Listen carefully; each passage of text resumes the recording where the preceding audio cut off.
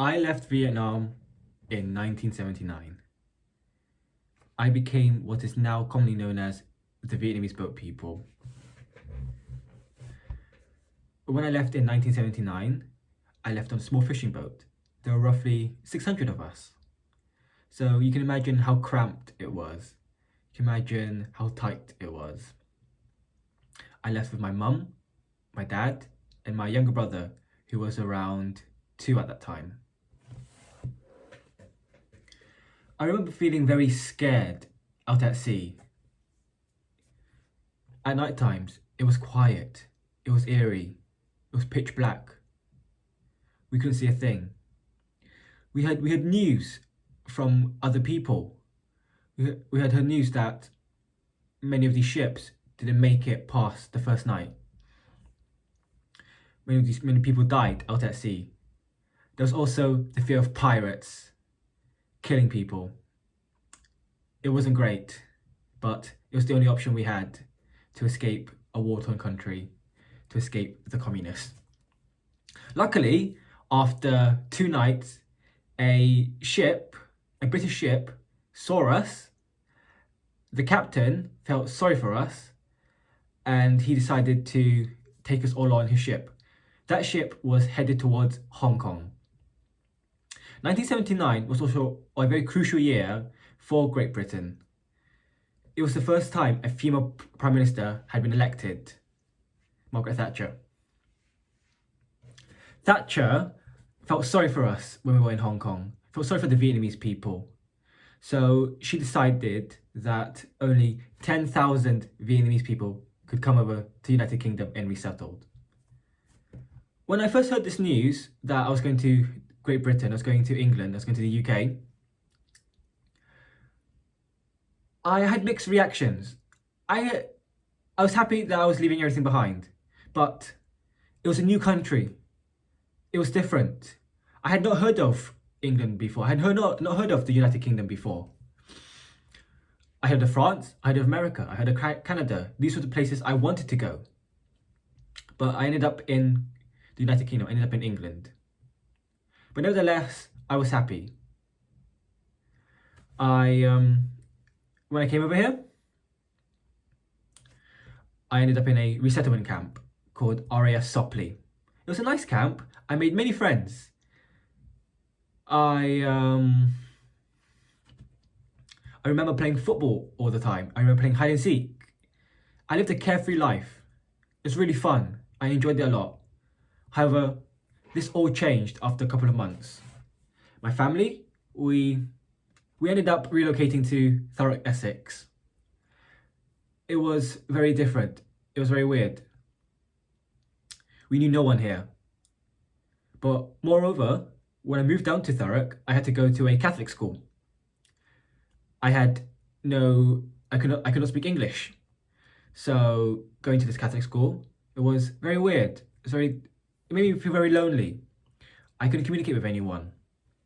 And people, they couldn't communicate with me. They couldn't speak Vietnamese. I couldn't speak English. So I had no friends. I had no one here. I missed the camp. I missed the people. However, I was at this school for 2 years.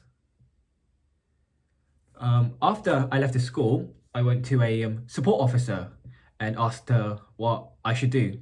She said I should do my A-levels, but also learn English. So that's what I did. I learned English as a second language. I passed. I was very happy about that. I passed. For my A-levels, I knew I couldn't choose something that was English-based because of my poor English skills. So the humanities were out the window. I couldn't do history, I couldn't do geography, I couldn't do any English language or literature. So I opted for the sciences. I decided to do maths, chemistry, and physics. My maths, I got really good grade for it. There's very little English involved. My physics and my chemistry, not so much. Of course, there was still maths involved, but there was also still quite a bit of English involved. So I didn't do as well there.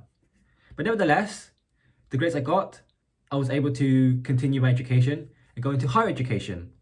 I ended up at a university in North North London. This is where I decided to study sciences. I started to study physics and maths at university. But also, I did a computing course alongside this. I picked up some very useful skills. I learned how to use programs on the computer. However, I wasn't happy at university. I felt that something was missing. I felt kind of I felt that I wasn't, my full potential wasn't there. I had more. I felt like I could do more. During that summer, after my first year of uni, I found out that a Vietnamese community was being opened for the first time in Tower Hamlets in East London. They needed a support worker, a volunteer. So I decided to help out there during my summer. I was very happy here. I met a bunch of new people. I felt that I belonged somewhere. I felt like I didn't stick out anymore. I was happy here, helping around. It was good fun. This is when I realized that I wanted to do something very hands-on with myself. I liked a hands-on job. I wanted something like this.